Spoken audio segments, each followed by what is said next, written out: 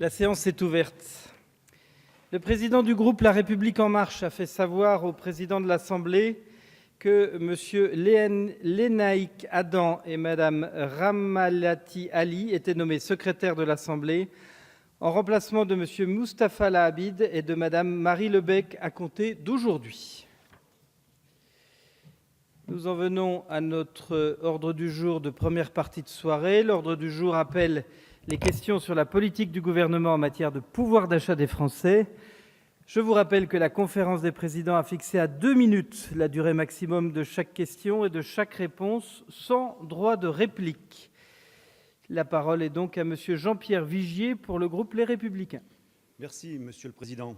Monsieur le Ministre, la France est aujourd'hui la championne européenne des dépenses publiques. Celle-ci représente 56,2% de son PIB. Elle est également la numéro 1 en matière d'impôts et de cotisations sociales sur les Français. Au lieu d'inverser la tendance et de faire des économies, vous continuez à voter des budgets dépensiers. Votre budget en 2018, c'est 4,5 milliards d'euros de fiscalité en plus pour les ménages. C'est également 7 milliards d'euros de dépenses supplémentaires pour l'État. Faute de lutter contre le gaspillage de l'argent public, vous allez chercher l'argent dans la poche des classes moyennes. Au lieu de réduire le train de vie de l'État, vous augmentez le niveau des taxes.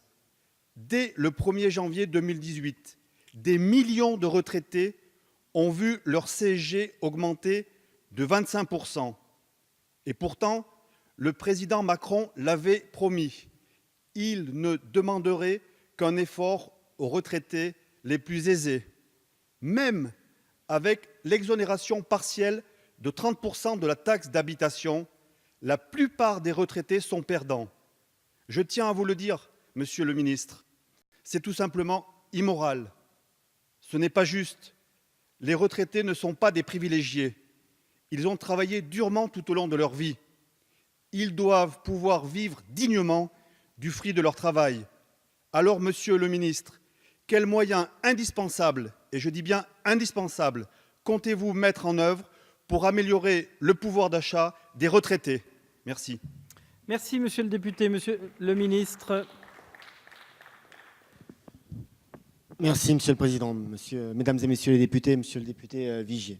J'ai entendu votre question et notamment vous êtes appuyé au début de votre intervention sur une note de conjoncture publiée par l'INSEE qui indique une hausse des prélèvements obligatoires des ménages à hauteur de 4,5 milliards d'euros en 2018. Le gouvernement s'est déjà exprimé au sujet de cette note et a dit son désaccord.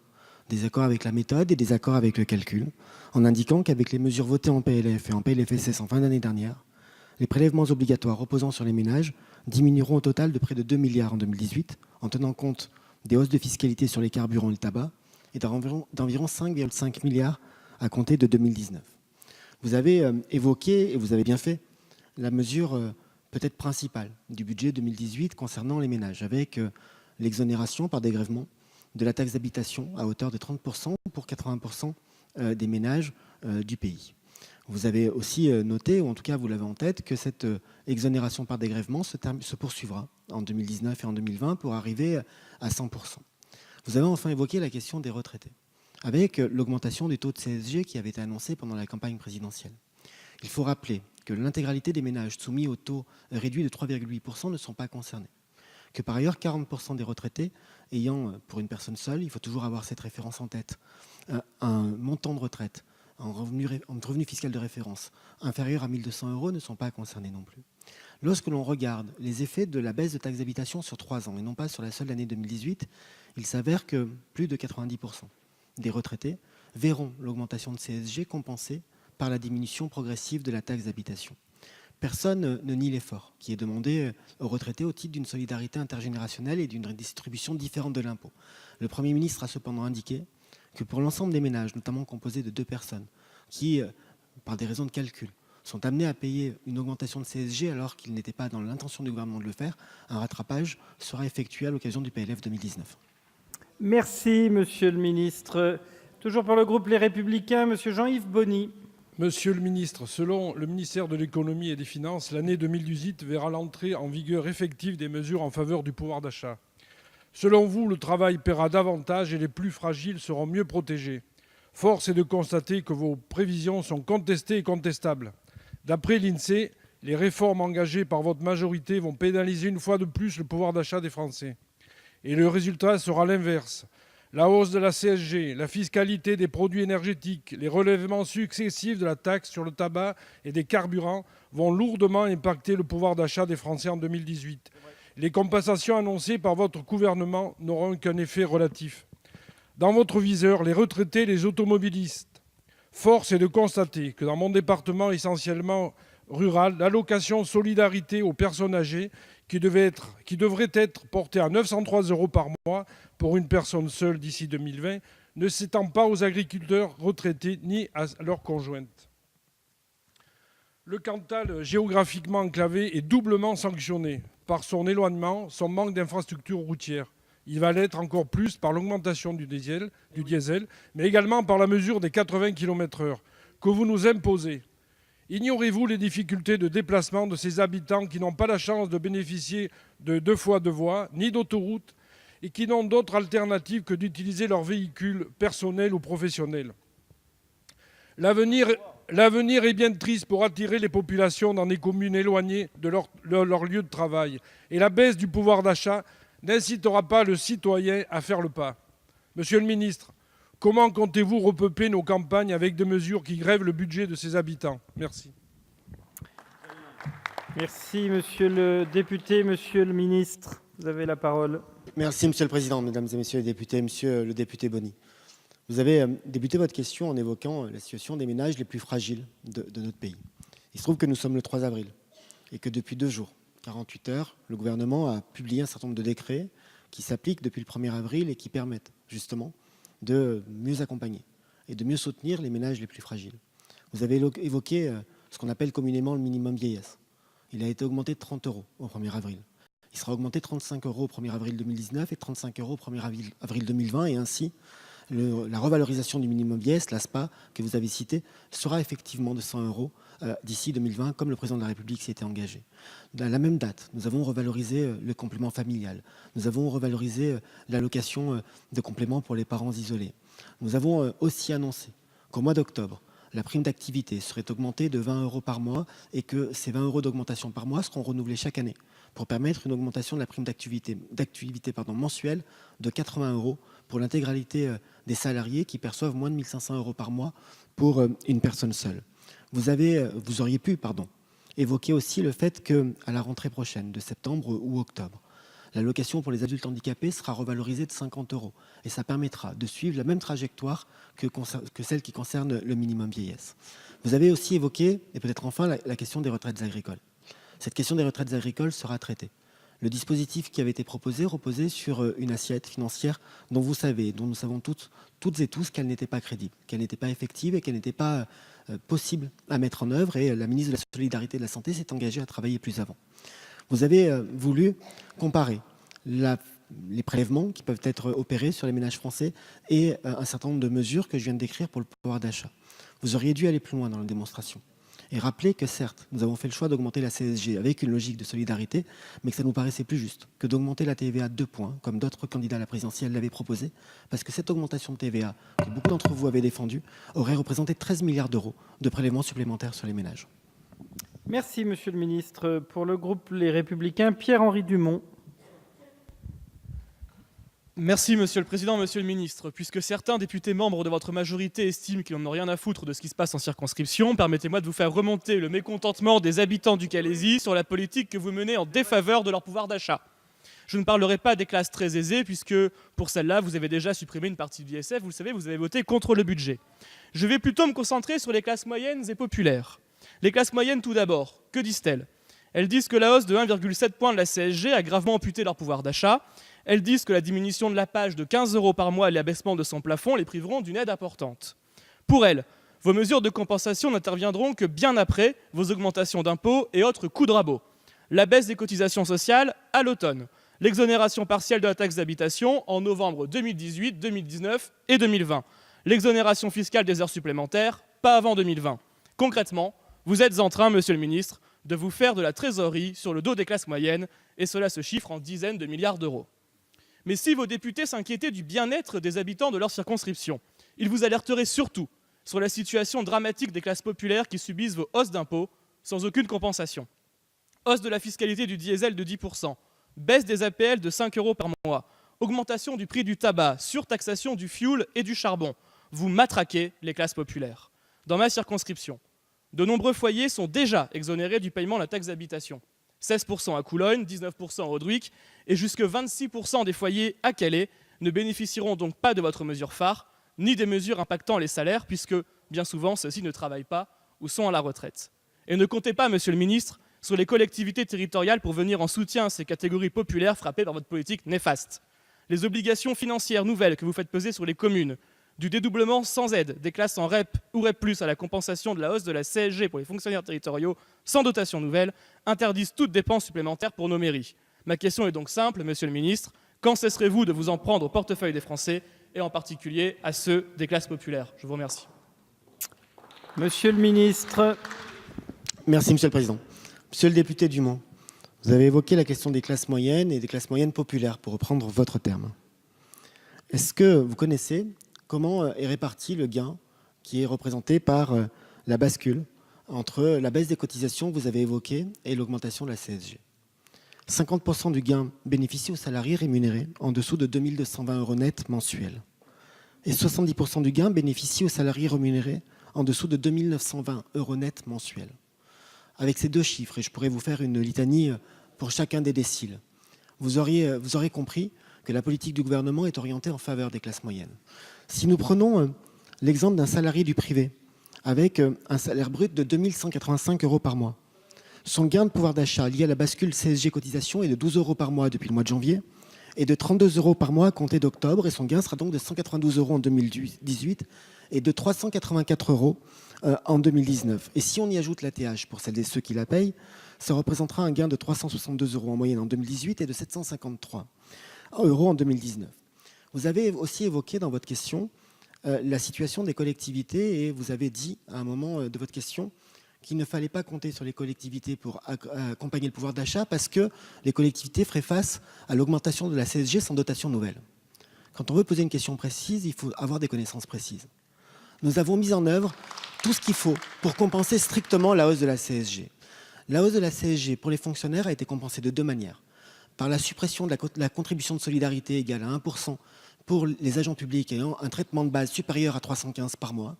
Et pour ce qui concerne les autres, ainsi que la différence entre cette contribution de solidarité et le montant de CSG, nous avons prévu une indemnité compensatoire, et pour que les collectivités aient les moyens de financer l'indemnité compensatoire, nous avons abaissé la cotisation employeur maladie de 11,5 à 9,88%. La compensation est donc intégrale et les collectivités n'ont absolument pas été lésées par l'augmentation de la CSG qu'elles peuvent compenser à leurs salariés. Merci, monsieur le ministre. Toujours pour le groupe Les Républicains, monsieur Arnaud Viala. Merci, Monsieur le Président. Monsieur le Ministre, j'ai eu l'occasion la semaine dernière d'interroger dans cet hémicycle un de vos collègues du gouvernement sur la perte de pouvoir d'achat des retraités, consécutivement à la hausse de la CSG, et dois avouer être resté sur ma faim. Je souhaite aujourd'hui vous questionner, Monsieur le Ministre, sur le pouvoir d'achat et les contraintes d'un Français d'une autre catégorie, le petit entrepreneur. Pour lui, contraintes administratives et compétitivité économique sont inversement proportionnelles, et votre gouvernement a promis tout à la fois des allègements de contraintes et des allègements de charges pour garantir, en définitive, l'amélioration du pouvoir d'achat. Ma question est donc précise. Comment faire coïncider compétitivité économique de la TPE-PME, donc pouvoir d'achat pour son patron, ses salariés et ses clients, avec l'obligation de déclaration des bénéficiaires effectifs pour toutes les sociétés, même les plus petites, depuis novembre 2017, les nouvelles règles très strictes sur la RGPD depuis novembre 2017, la déclaration sociale des données depuis janvier 2017, l'examen périodique de sincérité, toujours depuis 2017, c'est-à-dire la production de pièces attestant à l'éligibilité de la déductibilité de certaines charges, le prélèvement à la source de l'impôt sur le revenu qui va incomber aux entreprises et occasionner des surcoûts administratifs dès le 1er janvier 2019, l'obligation à venir pour l'employeur de proposer et de gérer une mutuelle pour tous ses salariés, l'obligation au 1er janvier 2018 de remplacer toutes les caisses enregistreuses et d'utiliser un logiciel de caisse sécurisé, l'obligation en cas de contrôle de l'administration de produire sa comptabilité sous forme de fichier dématérialisé, dit fichier FEC. Et si je disposais de davantage de temps, Monsieur le ministre, je pourrais poursuivre cette liste à l'après-vert pendant encore de longues minutes. Ma question est donc la suivante, Monsieur le ministre. Où sont la simplification et la facilitation de la compétitivité des TPE-PME, véritable maillon de l'amélioration du pouvoir d'achat des Français? Merci, cher collègue. Monsieur le ministre. Merci, Monsieur le Président. Monsieur le député Viala, vous avez évoqué la situation des travailleurs indépendants en partant de la question du pouvoir d'achat, mais en réalité en mettant l'accent sur la simplification des procédures et des diverses déclarations auxquelles sont assujettis les indépendants. Vous savez, parce que vous avez participé de manière extrêmement active au débat sur le projet de loi portant État au service d'une société de confiance, qu'il y a une volonté du gouvernement de simplifier l'environnement normatif. De simplifier cet environnement normatif en supprimant un certain nombre de déclarations, en faisant en sorte que la durée maximum de contrôle que connaissent les petites et moyennes entreprises, et les indépendants en font évidemment partie, soit limitée à titre expérimental, je vous l'accorde, sur 2 régions et pendant les 3 ans qui viennent, à 9 mois sur 36, avec évidemment vocation à ce que ce dispositif soit généralisé de manière à justement assouplir un certain nombre de contraintes. Nous allons aussi simplifier les obligations des chefs d'entreprise, petites, moyennes et des indépendants en matière de déclaration, et notamment de déclaration de comptes. Vous avez évoqué dans votre question la déclaration sociale nominative, la DSN, qui est effectivement obligatoire.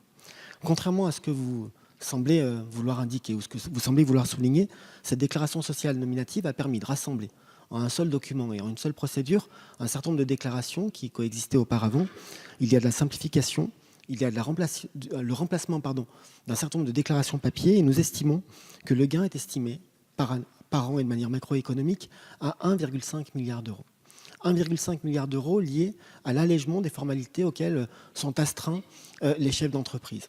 Notre objectif est d'aller plus loin, de continuer à aller plus loin avec avec toutes les dématérialisations que nous pourrons avoir, avec cette simplification et avec la loi SE que j'ai évoquée tout à l'heure. Les dispositifs expérimentaux que nous avons mis en place ont vocation à être généralisés pour faire en sorte que les petites et moyennes entreprises, les indépendants que vous évoquez, puissent être mieux accompagnés, mieux soutenus et confortés dans leur activité. Et j'ajoute, avec votre permission, Monsieur le Président, que la réforme du RSI que nous avons mise en place a aussi cet objectif-là, que de leur faciliter la vie.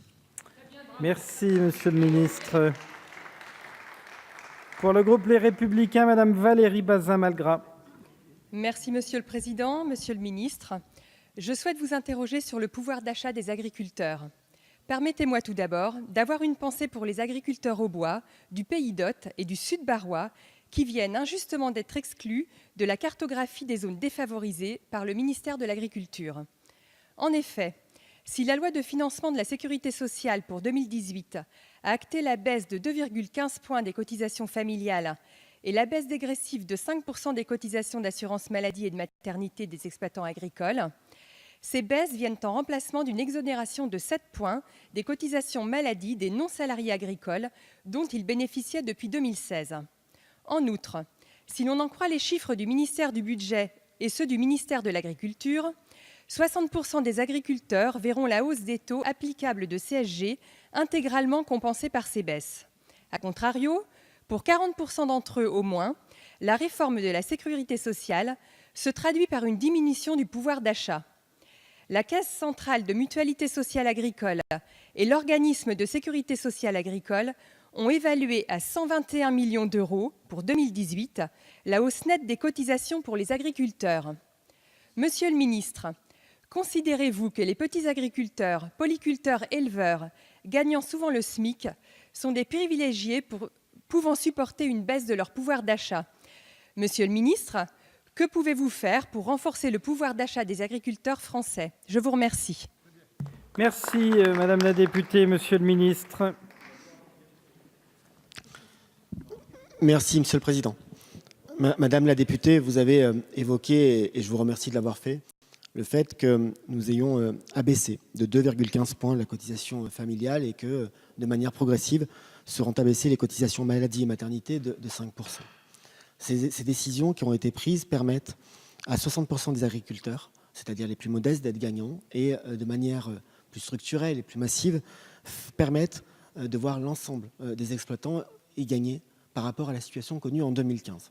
C'est important de comparer par rapport à 2015 pour une raison. Cette raison, c'est que l'exonération de 7 points que vous avez évoquée, qui avait été adoptée pour 2016, s'inscrivait dans le cadre d'un plan de sauvegarde et de confortement du monde agricole et avait une vocation temporaire. Ce n'était pas une exonération pérenne et les mesures que nous avons prises viennent pérenniser ces exonérations pour la très large majorité des agriculteurs, si l'on tient compte, comme vous l'avez fait, de l'augmentation de la CSG.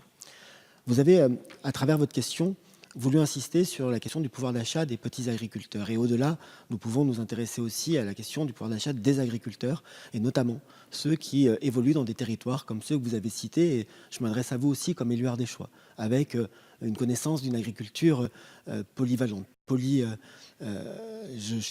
perds le terme à l'instant où je vous parle et vous me pardonnerez, mais qui s'appuie sur une véritable diversification de la production, et nous sommes bien loin des exploitations qui peuvent parfois avoir un caractère presque industriel par rapport au territoire que nous connaissons. Nous avons une priorité, et une priorité avant tout. Cette priorité, c'est de permettre aux agriculteurs de vivre dignement et décemment de leur travail. Cela passe par deux aspects. D'une part, préserver le niveau de la PAC, parce que la PAC est bénéficiaire à la France, bénéfique à notre agriculture, et je puis vous assurer que l'ensemble du gouvernement est mobilisé en ce sens.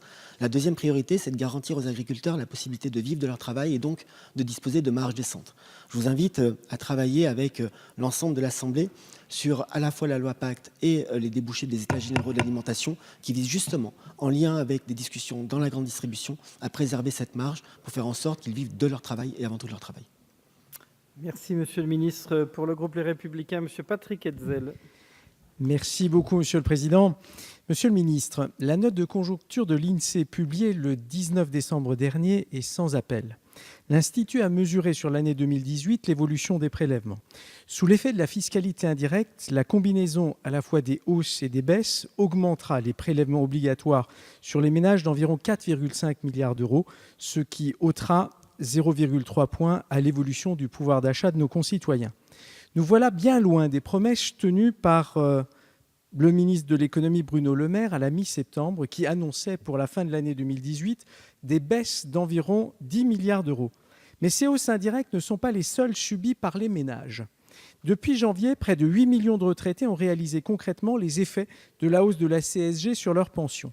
Au-dessus d'un revenu fiscal de référence supérieur à 14 404 euros pour une personne seule et 22 051 euros pour un couple tout retraité, contribuent à hauteur de 1,7% pour financer une baisse de cotisation sociale des actifs. Le gouvernement s'était bien gardé par ailleurs de préciser que les retraités ayant des revenus annexes franchiraient évidemment ces fameux seuils. Peut-on considérer être aisé au-delà d'un tel seuil ? D'ailleurs, vous avez tellement mené cette réforme à la hussarde que vous voilà dans l'obligation de reconnaître votre précipitation en envisageant cette fois-ci une correction du dispositif pour 100 000 concitoyens à la prochaine loi de finances, pour ceux qui sont juste au-dessus du seuil, a déclaré le gouvernement. Pour faire face à cette baisse du pouvoir d'achat, vous mettez en avant l'exonération de la taxe d'habitation pour 80% de la population, sans préciser qu'elle n'est pas sur le même tempo du tout, puisqu'elle n'est prévue qu'à partir de novembre prochain et qu'elle sera étalée sur 3 ans. Alors, Monsieur le Ministre, je voudrais vous demander ce que vous prévoyez pour préserver le pouvoir d'achat de ces millions de retraités qui désormais désespèrent de la politique gouvernementale. Je vous remercie. Merci, Monsieur le député. Monsieur le Ministre, pour 2 minutes, chronomètre en main. Merci, Monsieur le Président. Monsieur le député Hetzel, j'ai eu l'occasion de répondre à plusieurs de vos collègues sur la question de la CSG des retraités. J'ai eu l'occasion de rappeler que tous les ménages assujettis au taux réduit resteraient assujettis au taux réduit et ne connaîtraient pas d'augmentation. L'occasion de rappeler que 40% des ménages étaient exonérés et dispensés de l'augmentation de la CSG du fait du non-franchissement du plancher à partir duquel cette contribution supplémentaire est demandée. L'occasion de dire aussi qu'avec la diminution de la taxe d'habitation au mois d'octobre et son prolongement en 2019 et en 2020, l'écrasante majorité des ménages retraités verront les effets de cette hausse de CSG compensés. Le président de la République avait indiqué dans sa campagne son souhait de procéder à une redistribution de la fiscalité et des contributions de manière à ce que ce soit plus juste, de manière aussi à garantir une augmentation du revenu des actifs, une augmentation du revenu des salariés, pour faire en sorte que le travail paye mieux et que la solidarité intergénérationnelle soit plus assurée et mieux assurée. C'est ce qu'il fait en veillant notamment à ce que les plus fragiles soient mieux accompagnés. C'est le sens de la revalorisation de l'allocation de solidarité pour les personnes âgées, communément appelée le minimum vieillesse, de 30 € au 1er avril et qui sera de 100 € d'ici 2020. C'est le sens aussi de tout ce que nous avons mis en place pour permettre et faciliter, y compris par des crédits d'impôt, l'emploi de personnes à domicile et donc le maintien à domicile de nos aînés qui ont besoin de cet accompagnement. Ne laissez pas croire, monsieur le député, que le gouvernement se désintéresserait de la situation de retraités. C'est tout l'inverse. C'est tout l'inverse et c'est aussi parce que nous avons intérêt pour cette génération-là que nous nous intéressons au devenir et à la situation de leurs enfants, c'est-à-dire des actifs et de celles et ceux qui ont besoin d'être accompagnés dans leur vie professionnelle. Merci, Monsieur le Ministre. Nous allons passer au groupe du Mouvement démocrate et apparenté. Madame Aude Luquet. Monsieur le Président, Monsieur le Ministre, chers collègues, le budget 2018 que nous avons voté engage de nombreuses mesures en faveur du pouvoir d'achat. Baisse des cotisations salariales, revalorisation de la prime d'activité, de l'allocation adulte handicapé, du minimum vieillesse, suppression progressive de la taxe d'habitation. Certains sur ces bancs dénoncent la hausse des prix du tabac ou encore de la hausse du diesel comme des mesures anti-pouvoir d'achat. Rappelons qu'il s'agit de mesures de santé publique. Le tabac, c'est 80 000 morts prématurées par an, les particules fines, 40 000. Si chacun convient que la pression fiscale sur les ménages doit être réduite, le premier combat en faveur du pouvoir d'achat doit être celui de la lutte contre le chômage et pour une meilleure rémunération du travail. La baisse des cotisations salariales a été une première étape qui s'est traduite par une augmentation directe sur la feuille de paye des salariés, mais nous devons aller plus loin. Récemment, le gouvernement a confirmé vouloir mettre en place une désocialisation des heures supplémentaires. Sur la base de cette annonce, pouvez-vous nous éclairer sur le calendrier et les mesures que le gouvernement entend prendre pour améliorer la valeur travail ? Un second combat est celui du coût du logement qui pèse de plus en plus lourdement sur les ménages et qui ampute d'autant leur pouvoir d'achat. Le logement, c'est en moyenne le premier poste de dépense. Près de 20% des revenus des ménages y sont consacrés, avec cependant de grandes disparités. Pour les 10% des ménages les plus pauvres, ces dépenses représentent plus de 40% des revenus, alors qu'elles représentent 10% pour les 10% les plus aisés. Rapporté à leurs revenus, le logement coûte 4 fois plus cher aux moins aisés qu'aux plus aisés. Quelles mesures le gouvernement entend-il prendre pour réduire le coût du logement, notamment pour les ménages les moins aisés, et ainsi libérer du pouvoir d'achat ? Je vous remercie. Merci Madame la députée, Monsieur le Ministre, pour une réponse. Merci Monsieur le Président, merci Madame la députée Luquet pour votre question qui rappelle les différentes décisions prises par le gouvernement et la majorité pour améliorer le pouvoir d'achat avec, vous l'avez évoqué, la taxe d'habitation, avec la diminution des cotisations salariales et l'augmentation de la CSG, mais qu'elle compense très largement, comme avec l'augmentation d'un certain nombre de minima sociaux. Et j'ai évoqué tout à l'heure, en réponse à d'autres interventions, l'augmentation du minimum vieillesse ou encore l'augmentation de l'allocation pour adultes handicapés. Vous nous interrogez plus spécifiquement sur la manière dont le gouvernement et le calendrier avec lequel le gouvernement souhaite revaloriser la valeur du travail et accompagner celles et ceux qui, aujourd'hui, travaillent et souhaitent voir leur travail mieux rémunéré. Il y a 3 éléments de réponse à votre question. Le premier élément est un peu rétroactif, puisqu'il s'agit de la diminution des cotisations salariales à partir de janvier 2018, à hauteur de 3,15, progressivement, avec une première vague en janvier et une deuxième vague au mois d'octobre, qui sera plus bénéfique pour les salariés dans la mesure où elle ne sera pas compensée en partie par l'augmentation de la CSG. La deuxième mesure, ou le deuxième élément de calendrier que je peux vous indiquer, tient à la revalorisation de la prime d'activité de 20 € par mois pour les salariés, et nous prenons toujours la situation d'une personne vivant seule, gagnant moins de 1 500 € par mois, et c'est 20 € par mois de prime d'activité en plus, chaque année, pendant les 4 ans qui viennent, pour revaloriser la prime d'activité de 80 € par mois. Et puis enfin, il y a une troisième mesure que vous avez évoquée, la désocialisation des heures supplémentaires à partir de 2020, et donc je vous confirme l'engagement du Premier ministre pour une mise en œuvre en 2020, avec la volonté de là aussi mieux rémunérer celles et ceux qui sont amenés à faire des heures supplémentaires. Nous avons fait le choix, nous faisons le choix actuellement de la désocialisation plutôt que de la défiscalisation, parce que nous savons que cette mesure de désocialisation profitera de manière plus égale à l'ensemble des salariés, alors que la mesure de défiscalisation profite plus particulièrement à celles et ceux qui ont les revenus les plus élevés. Donc 2018, application de la baisse des cotisations salariales, fin 2018, augmentation de la prime d'activité, et 2020, désocialisation des heures supplémentaires. Merci Monsieur le Ministre. Toujours pour le groupe du MoDem, Monsieur Mohamed Lakila. Monsieur le Président, Monsieur le Ministre, chers collègues, durant la campagne du candidat Emmanuel Macron, il a été beaucoup question de pouvoir d'achat, préoccupation ô combien présente dans le quotidien des Français. Devenu aujourd'hui président, cette question reste encore et toujours d'actualité. Et pour cause, Il n'y a pas une seule semaine où nous ne sommes pas interpellés par nos concitoyens sur le sujet. Rappelez d'abord que plusieurs engagements du candidat Emmanuel Macron ont été tenus.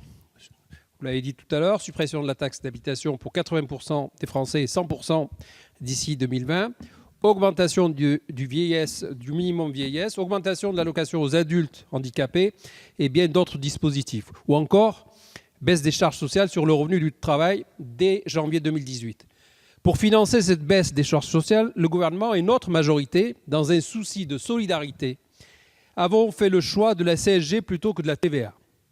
Ce choix, nous l'assumons collectivement, car n'en déplaise à certains collègues de l'opposition, la CSG est plus juste, elle est plus équitable et elle touche l'ensemble des revenus. Oui, les retraités y contribuent également. Si certains d'entre eux comprennent cette nécessaire solidarité intergénérationnelle, d'autres ne voient qu'une baisse du montant de leur pension sur leur compte bancaire. À cela, il faut apporter des réponses, Monsieur le ministre. Ma question est double, Monsieur le ministre. Pourriez-vous indiquer à la représentation nationale la part de la CSG prélevée sur les pensions de retraite et celle prélevée sur les autres revenus? Deuxième question. Et enfin, suite à l'annonce faite par le Premier ministre d'améliorer le sort de 100 000 retraités, pourriez-vous nous indiquer les délais ainsi que les modalités envisagées? Merci. Merci, monsieur le député. Pour la réponse, monsieur le ministre.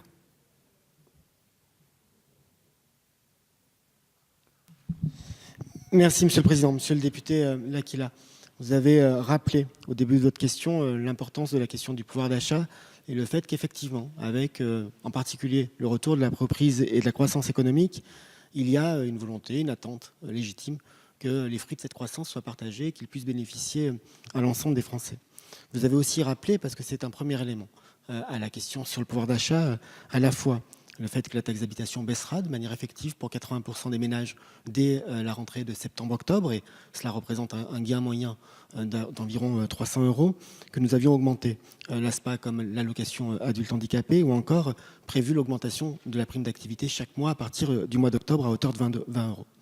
Vous avez signalé aussi dans votre question et rappelé que le choix d'abaisser les charges sociales de 3,15 avait été financé par une augmentation de la CSG sur l'ensemble des revenus. C'est un point qui est important à souligner parce que vous avez fait la comparaison avec une éventuelle autre hypothèse qui aurait été l'augmentation de la TVA. Cette augmentation de TVA aurait porté uniquement sur les actes de consommation. L'avantage que nous avons effectivement avec la hausse de CSG, c'est que sa répartition est beaucoup plus égale et que les revenus du capital sont aussi concernés par cette augmentation de la CSG. Nous avons deux volontés en réponse à votre question. La première volonté est de permettre effectivement de régler le cas de quelques dizaines de milliers de ménages, un peu plus de 100 000, qui ont vu leur montant de CSG augmenter, alors que pris individuellement, leurs revenus auraient dû les exonérer de cette hausse. Le Premier ministre s'est engagé à ce que ce soit corrigé, et les débats budgétaires pour l'année 2019 seront l'occasion d'apporter cette correction, et donc, courant 2018, nous pourrons répondre à cela. Vous avez ensuite posé une seconde question sur la répartition de l'augmentation de CSG. Je puis vous indiquer que cela représente 22 milliards d'euros, dont 11 milliards portés par les salariés du privé et 4,5 milliards portés par les retraités. 3 milliards pour les agents publics, 2,2 milliards pour les revenus du capital et des jeux, et enfin 1,9 milliard pour les indépendants. Cela montre ainsi les ordres de grandeur en réponse à votre question. Merci, monsieur le ministre. Pour le groupe du Mouvement démocrate et apparenté, monsieur Brahim Hamouche. Merci, Monsieur le Président. Monsieur le Ministre, ma question concerne les 5 450 000 agents publics, fonctionnaires et contractuels qui ont fait de l'engagement au service du collectif leur quotidien dans nos hôpitaux, nos écoles, nos commissariats, nos tribunaux. Ce sont nos hussards modernes de la République, en première ligne pour être les garants de notre cohésion sociale et de notre mixité sociale. Ils touchent en moyenne à peine 45% du SMIC pour les agents de catégorie C. Malgré l'indemnité compensatrice de la hausse de la CSG votée en janvier 2018, ils constatent une érosion de leur fiche de paye. Plusieurs raisons peuvent l'expliquer. D'une part, ils bénéficient d'une compensation différée calculée sur les revenus de l'année N-1, tandis que la hausse de la CSG est calculée sur le revenu de l'année N. D'autre part, le gel du point d'indice, déjà effectif en 2016-2017, après 6 années de stagnation, est toujours de mise. Enfin, la hausse de la cotisation retraite décidée dans le cadre de la réforme des retraites en 2010 pèse toujours sur leur pouvoir d'achat en 2018. Monsieur le ministre, les engagements doivent être tenus. Monsieur le ministre, cet engagement est d'autant plus important à mes yeux que ce gouvernement entend demander à toutes et à tous un effort salutaire de redressement des comptes publics. Nous le comprenons, nous le soutenons, mais cela engendre aussi des pressions en termes d'organisation du travail, un travail en flux tendu et des objectifs serrés pour les équipes. Ces femmes, ces hommes ont décidé de mettre leur carrière professionnelle au service de toutes et de tous, au service de l'organisation de la cité. C'est un bel idéal, un ciment pour notre République. Ces agents méritent notre reconnaissance. Ne laissons pas gagner le mal-être parmi les agents publics. Ne laissons pas un hiatus s'installer entre vous et eux. Monsieur le ministre, comment entendez-vous honorer la promesse de campagne d'améliorer le gain de pouvoir d'achat des agents publics? Quelle est la feuille de route? Quel va être le calendrier? Je vous remercie. Merci, monsieur le député. Monsieur le ministre, pour une réponse. Merci, Monsieur le Président. Monsieur le député Hamouche, vous avez, dans un premier temps, évoqué la question de la compensation de CSG et de l'état actuel des fiches de paye des agents publics. Dans un deuxième temps, les perspectives d'évolution de leur pouvoir d'achat. Pour ce qui concerne la compensation de la CSG, cette compensation est à l'euro près. Le secrétaire général de la Fédération Service Public de la CGT le déclarait dans les Échos le 4 janvier, et je puis considérer que c'est un témoignage qu'on peut enregistrer et qu'on peut prendre comme tel. Comment est-ce que nous avons compensé l'augmentation de CSG pour les agents publics? D'abord avec la suppression de la contribution de solidarité qui s'élève à 1% des revenus pour les agents ayant un revenu dont le traitement de base est supérieur à l'indice 315. Pour les agents n'étant pas assujettis à cette contribution de solidarité, comme pour compenser l'écart entre la contribution de solidarité et le montant de l'augmentation de CSG, nous avons prévu une indemnité compensatoire. Cette indemnité compensatoire, qui est égale strictement au montant entre l'augmentation de CSG et l'éventuelle suppression de la contribution de solidarité, a été d'une part financée, pour ce qui concerne les agents de l'État, par l'inscription de 290 millions d'euros de crédit au budget de l'État. Et pour les employeurs territoriaux comme pour les employeurs hospitaliers, nous avons abaissé le niveau de la cotisation employeur maladie de 11,5 à 9,88%, ce qui permet de dégager pour ces employeurs les moyens nécessaires à la compensation. Avec ces éléments, la compensation est intégrale. Il y a un élément qui n'est pas compensé, que vous avez eu raison de rappeler, c'est l'augmentation de la cotisation salariée vieillesse. Cette augmentation de la contribution salariée vieillesse est en réalité une mesure prise en 2010, lorsqu'il a été décidé une convergence des taux de cotisation des salariés publics et privés pour la question de la vieillesse. Le tunnel de convergence a été revu légèrement à la hausse en application 2013 à l'occasion de décisions prises en 2012. Et ainsi, jusqu'en 2020, la cotisation salariée vieillesse va augmenter d'environ 0,25 à 0,27 points, conformément à ces accords. Nous allons continuer à travailler sur la question du pouvoir d'achat d'ici le rendez-vous salarial du mois de juin, à la fois en garantissant le GVT, en garantissant la garantie de pouvoir d'achat qui est prévue par la loi pour tenir compte de l'inflation, mais aussi en regardant avec les organisations syndicales quels sont les métiers mal valorisés pour lesquels nous pourrions apporter un coup de pouce, conformément aux engagements du ministre de l'Action et des Comptes publics. Merci, monsieur le ministre. Pour le groupe UDI, Agir et Indépendants, monsieur Guy Bricout. Monsieur le Président, Monsieur le Ministre, mes chers collègues, ma question concerne le pouvoir d'achat des Français et particulièrement celui des retraités, comme de nombreux collègues l'ont fait avant moi. J'ai été alerté à de nombreuses reprises dans ma circonscription par des personnes retraitées qui ont été durement touchées par la hausse de 1,7 points de CSG mise en place par le gouvernement. Monsieur le ministre, nous ne pouvons rester insensibles face à la détresse d'une partie non négligeable de nos concitoyens qui vivent cette augmentation de la CSG comme une grande injustice. Les retraités ont travaillé durement toute leur vie en tant qu'actifs pour payer les retraites des générations précédentes. Aujourd'hui, on leur explique qu'ils doivent faire un nouvel effort pour financer le niveau de vie des actifs. C'est la double peine. En amputant ainsi leur pouvoir d'achat, on fait baisser d'autant les mécanismes de solidarité familiale et on court le risque de dresser les générations les unes contre les autres. C'est un mauvais message. Le gouvernement s'est engagé à corriger le tir l'année prochaine pour les personnes âgées en couple gagnant à moins de 1 800 € mensuels. Cette mesure, certes positive, ne concernera qu'à peine 2% des retraités frappés par la hausse de la CSG et n'en atténue pas en rien les effets pour 2018. Aujourd'hui, ce sont 7,5 millions de personnes qui sont touchées par cette hausse. Monsieur le ministre, comptez-vous agir pour soulager également les personnes seules juste au-dessus du seuil ? Enfin, comptez-vous rétablir la demi-part fiscale des veuves supprimée sous les quinquennats précédents? Merci. Merci, monsieur le député, pour la réponse, monsieur le ministre. Merci, Monsieur le Président. Monsieur le député, j'ai eu l'occasion au cours de cette séance de répondre à un certain nombre de questions sur l'augmentation de CSG. Je me permettrai simplement de rappeler, comme je l'ai fait tout à l'heure, que les couples de retraités, les ménages de retraités qui bénéficient d'un taux minoré de CSG ne sont pas concernés par l'augmentation et que 40% des ménages ne sont pas concernés par cette augmentation. De rappeler aussi que la diminution progressive de la taxe d'habitation en 3 ans va permettre de compenser l'augmentation de la CSG pour la quasi-intégralité des ménages, en soulignant, comme vous l'avez fait, que le Premier ministre s'est engagé à apporter les corrections nécessaires pour que les ménages composés de personnes, les couples qui dépassent de très peu les seuils à partir duquel l'augmentation de CSG est mise en œuvre puissent être corrigés.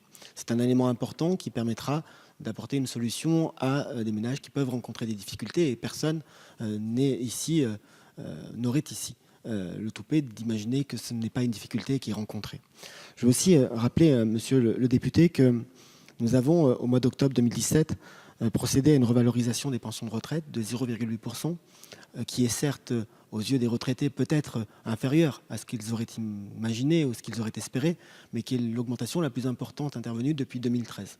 Et nous continuerons à travailler en ce sens, de la même manière que nous continuerons dans les années qui viennent, comme depuis le 1er avril, à revaloriser un certain nombre de prestations, et je pense notamment à la prestation dite du minimum vieillesse, l'allocation de solidarité pour les personnes âgées, qui a été revalorisée de 30 € par mois depuis avant-hier et qui sera revalorisée 35 € l'année prochaine et 35 € l'année suivante. Vous avez enfin posé, monsieur le député, la question de la suppression de la taxe d'habitation en disant à l'occasion d'un quinquennat précédent. Pas du quinquennat précédent, mais d'un quinquennat précédent, puisque c'est une mesure qui est intervenue à l'occasion du quinquennat 2007-2012. Cette hypothèse a été posée, a été rappelée. Vous savez que cette mesure est une mesure extrêmement coûteuse en termes de fiscalité. Un certain nombre de députés de la majorité ont ouvert le débat et le Premier ministre a indiqué que rien n'avait été tranché en la matière, mais qu'il était à l'écoute des propositions parlementaires. Merci beaucoup, monsieur le ministre. Monsieur Charles de Courson pour le groupe UDI, Agir et Indépendants. Monsieur le secrétaire d'État, dans sa note de conjoncture du 19 décembre 2017, l'INSEE a estimé la hausse de l'ensemble des prélèvements obligatoires pesant sur les ménages en 2018 à 4,5 milliards. Dans une étude du 15 janvier 2018, l'OFCE a complété cette note en tenant compte, puisque c'était l'une des critiques adressées par le gouvernement à l'étude de l'INSEE, de l'ensemble des mesures sociales décidées par le gouvernement à hauteur de 3,1 milliards, c'est-à-dire les 712 millions de la prime d'activité, les 702 millions de l'allocation d'adultes handicapés, les 115 millions d'augmentation du minimum vieillesse, les 10 millions du libre choix de mode de garde et enfin le 1,6 milliard d'euros de primes pour les 3 fonctions publiques d'État pour leur compenser la chute de 0,7% ou de 1,7% dans quelques cas de leur pouvoir d'achat. Alors la baisse du pouvoir d'achat des ménages liée à la hausse des prélèvements obligatoires nette des hausses de 3,1 milliards donc des prestations sociales et donc de 1,4 milliard, c'est-à-dire 0,1% du revenu des ménages. Vous ne pouvez pas le contester. Mais cette baisse de 0,1% dissimule une forte hausse du pouvoir d'achat des 5% de Français ayant les revenus les plus élevés et une hausse beaucoup plus faible des 20% de Français ayant les revenus les plus modestes. Ainsi, la hausse globale est concentrée sur les 75% des Français appartenant aux classes moyennes, ce qui renforce les inégalités de ce pays. Alors face à ce constat, monsieur le secrétaire d'État, quelles sont les mesures que compte prendre le gouvernement pour améliorer le pouvoir d'achat des classes moyennes? Merci, monsieur le député. Monsieur le ministre va vous répondre. Monsieur le député Courson, je l'ai dit tout à l'heure, la note de l'INSEE est contestée par le gouvernement dans la méthode et dans le fond. Nous considérons et nous affirmons que les impôts des ménages baisseront bien en 2018, en particulier avec 80% des ménages qui ne paieront plus la taxe d'habitation d'ici 3 ans, et par le fait que les cotisations salariales seront très fortement réduites, ce qui fera plus que compenser la hausse de la CSG pour les salariés du privé. La hausse de la CSG sera intégralement compensée pour les fonctionnaires et les indépendants, et 75% de ces derniers seront par ailleurs gagnants à cette opération. Nous considérons que ces baisses d'impôts et de cotisations sont supérieures à la hausse prévue de la fiscalité sur le tabac, qui est un impératif de santé publique, et sur les carburants, du fait de l'alignement progressif du diesel sur l'essence au nom de la transition énergétique et écologique. L'estimation que fait l'INSEE de l'impact de la hausse de fiscalité du tabac et des carburants est différente de celle faite par le gouvernement, et nous considérons que nous avons à tenir de la baisse de consommation de ces deux postes pour tenir compte de l'impact en termes de fiscalité, ce que l'INSEE ne fait pas. Par ailleurs, et vous le savez, l'INSEE estime l'effet comptable sur le revenu des ménages et non l'effet sur les recettes fiscales effectives. Et il est même précisé dans la note que vous avez évoquée qu'il est probable que l'effet sur les recettes fiscales effectives sera in fine inférieur à l'effet comptable sur le revenu des ménages. Enfin et surtout, les chiffres de l'INSEE n'intègrent pas les mesures en faveur du pouvoir d'achat, comme l'augmentation du minimum vieillesse que j'ai déjà cité plusieurs fois, l'augmentation de la prime d'activité ou encore la revalorisation du complément de mode de garde de 30% en octobre. Je voudrais signaler, il me reste encore un peu de temps, mais j'ai perdu le chrono, Monsieur le Président. Par nature, je vais être le maître des horloges. Qu'en particulier les 4 premiers déciles de niveau de vie, dont le niveau de vie, en particulier les 4 premiers déciles du niveau de vie, augmentera respectivement de 2,7 à 2,9%, ce qui vient contrecarrer votre argument sur le fait que l'effort est porté par les classes moyennes. Merci, Monsieur le Ministre. Pour le groupe Nouvelle Gauche, Madame Christine Pires-Beaune pour 2 minutes. Merci, Monsieur le Président. Monsieur le Ministre, depuis plusieurs semaines, nous vous alertons sur la détresse de nombre de nos concitoyens parmi les moins fortunés et les plus vulnérables, à l'instar de nos aînés et des personnes handicapées. La faiblesse de leur pouvoir d'achat les conduit parfois à des situations désespérées. Face à eux, le gouvernement se paye de mots. L'allocation adulte handicapé augmente, mais la contribution des majeurs protégés à leur propre protection aussi, annulant l'effet de la première mesure pour nombre de personnes handicapées. La taxe d'habitation sera supprimée, mais la CSG augmente pour les retraités. Et que dire de nos grands-parents vivant en EHPAD qui ne payaient plus l'une, mais subissent l'autre de plein fouet. Au total, le pouvoir d'achat ne progresse pas, il recule et la responsabilité en incombe au gouvernement. J'aimerais prendre un exemple, celui de Josette, 95 ans, résidente de Haute-Loire. Elle touche 19 234 € de revenus divers chaque année. Au sens de votre gouvernement, elle n'est pas pauvre. Et pourtant, elle n'est pas riche. Hébergée dans un EHPAD, elle fera face en 2018 à presque 26 000 € de charges, toutes absolument incompressibles. Dites-moi, Monsieur le Ministre, comment elle est supposée trouver les plus de 6 600 € qui manquent à son budget? Sur quoi peut-elle rogner? Comment pourrait-elle faire des économies? Au premier trimestre, les données de l'INSEE indiquaient un ralentissement de la croissance. Ma question se pose donc aussi en termes économiques. De l'avis général, la plus grande menace qui pèse sur la croissance française est celle de la faiblesse de la demande. Aucune des mesures prises par le gouvernement ne tend à un accroissement réel du pouvoir d'achat des ménages, dont la propension à consommer est très élevée, c'est-à-dire qui épargnent peu. Ceux-ci représentent pourtant une très grande partie des Français et l'ensemble des plus fragiles. Pour eux, moins de pouvoir d'achat, c'est moins de consommation et donc pour la France, moins de croissance. À l'inverse, vous favorisez une minuscule minorité de ménages plus fortunés par des mesures dont l'influence sur l'investissement reste à démontrer. À l'évidence, le diagnostic économique dont résultent les mesures que vous mettez en place est aveugle ou à tout le moins borgne. Que fera le gouvernement pour réconcilier bon sens économique et justice sociale pour renforcer vraiment le pouvoir d'achat des Français? Merci. Merci, chers collègues. Monsieur le ministre. Merci, Monsieur le Président. Madame la députée Pires-Beaune, à défaut d'être borgne ou aveugle, nous allons essayer de regarder la réalité en face et avec nos deux yeux. Vous avez indiqué qu'à vos yeux, en tout cas, il n'y avait pas de mesure en faveur du pouvoir d'achat et cela est malheureusement, en tout cas, heureusement pour les concernés, malheureusement pour l'argumentation, contrecarrée par l'augmentation du salaire des actifs du fait de la diminution des cotisations sociales de 3,15 points et malgré l'augmentation en janvier de l'augmentation de CSG. J'ai dit tout à l'heure que la deuxième vague de diminution des cotisations permettrait un gain plus fort de pouvoir d'achat. Nous avons, et j'ai eu l'occasion de le dire, voté la suppression par dégrèvement de 30% de la taxe d'habitation et nous prenons aussi des mesures en faveur des ménages les plus fragiles. J'ai cité le minimum vieillesse qui a augmenté de 30 € au 1er avril et qui augmentera de 100 € sur 3 ans. Et vous avez vous-même cité l'allocation adulte handicapé qui a augmenté de 1% au mois d'avril, certes compensé, si on peut dire, par les efforts qui sont demandés au titre de la protection, mais il y a une augmentation supplémentaire de 50 € par mois qui interviendra au mois d'octobre. Il y a une volonté de protéger les plus fragiles, d'augmenter ces minima sociaux et ces allocations. Par contre, j'ai à la fois un point de désaccord, mais aussi un point où je suis convaincu que nous pourrons nous retrouver. Vous avez évoqué un exemple issu du Puy-de-Dôme, que vous connaissez bien, de la Haute-Loire, pardonnez-moi, je préfère le Puy-de-Dôme parfois, mais qui est celui d'une personne âgée à la retraite confrontée aux charges notamment liées à son hébergement en EHPAD. Vous savez comme moi, et même mieux que moi, pour connaître ce secteur-là, que la question que vous posez sur les économies que vous suggérez, sur l'écart entre ses revenus et le montant des charges incompressibles que vous avez qualifiées, ne tient pas assez spécifiquement au niveau des retraites, parce que le niveau des retraites, de manière générale, est bien trop bas pour permettre la prise en charge des EHPAD, mais plutôt au mode de tarification et d'accompagnement de l'hébergement des personnes âgées dans les EHPAD. Le travail que Agnès Buzyn a ouvert pour à la fois appliquer la réforme de la tarification avec 430 millions supplémentaires, permettre des recrutements et travailler sur le reste à charge dans la continuité de la loi sur l'adaptation à la société du vieillissement me paraissent de meilleures réponses qu'une seule réflexion sur le niveau des retraites. Merci, Monsieur le Ministre. Pour notre collègue Jean-Louis Bricout, pour le groupe Nouvelle Gauche.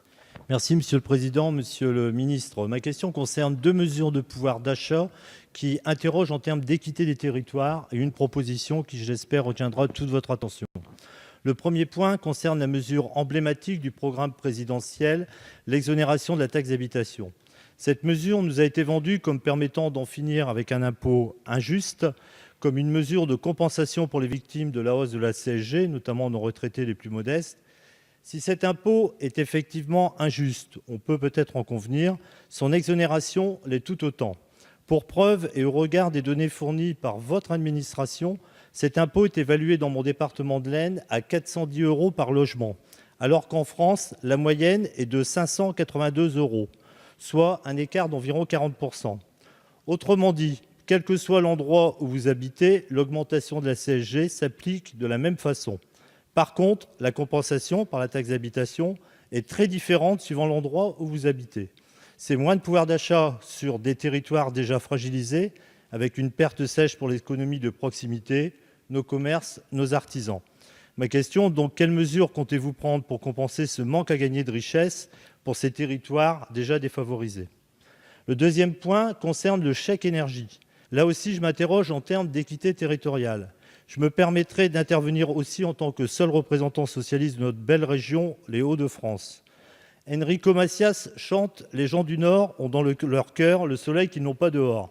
Monsieur le ministre, le soleil dans le cœur, c'est vrai, nous l'avons, mais nous ne sommes pas contre, par contre, une petite éclaircie dans les porte-monnaies.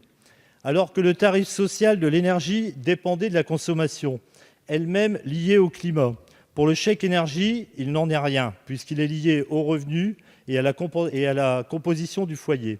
Ainsi donc, ma question et ma proposition, ne pensez-vous pas qu'en termes d'équité territoriale, il serait utile de moduler ce chèque énergie suivant les régions administratives en prenant en compte la réalité climatique?